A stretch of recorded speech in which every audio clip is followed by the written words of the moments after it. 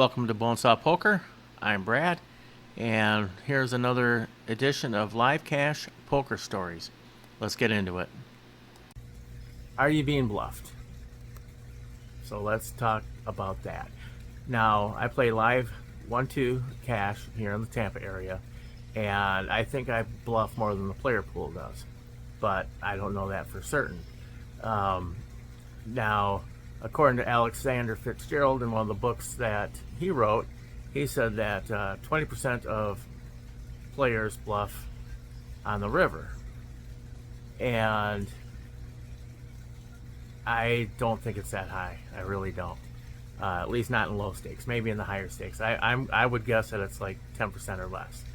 So, a couple things about that. So, I did a video where this old duffer sitting to my right would bet $12 as a bluff, and I picked him off a couple times, but he was in a hand with two other players.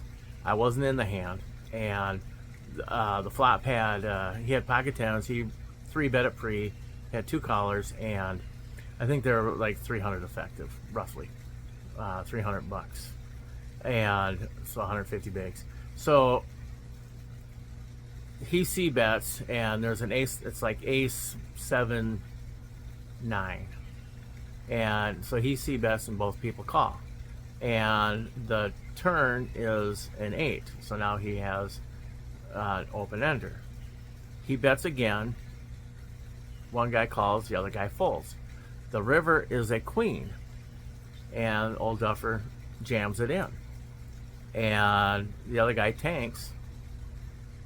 And so the reason I know he had tens is, you know, when you're playing and you don't see other people's cards, but when they're in a tough spot, tight decision, or doing something where they lift it up, where they want their people on both sides to see what they have, or at least one side.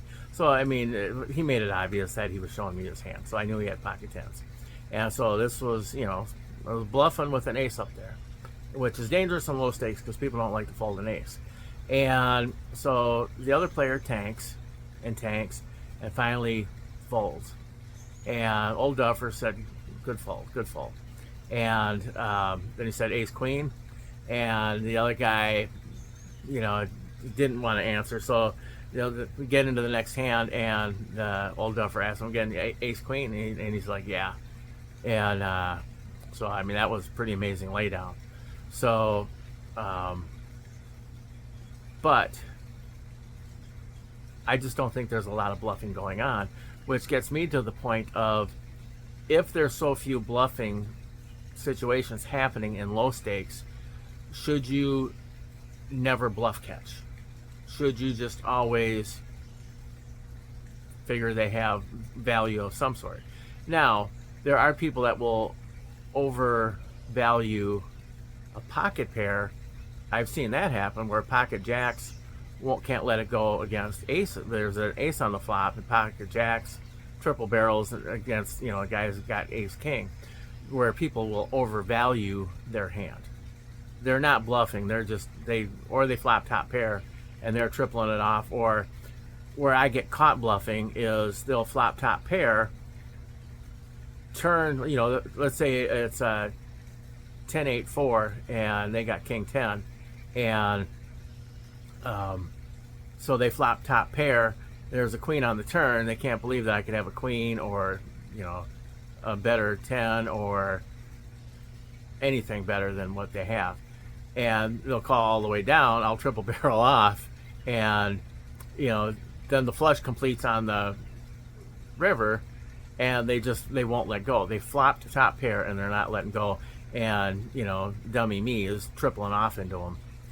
I've done it more than once. But so that's where I get caught.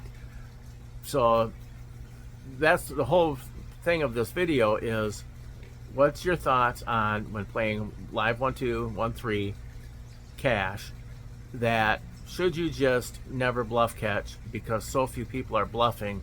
You might as well just believe them every time. Would it save you money in the long run, or are you not playing GTO approved?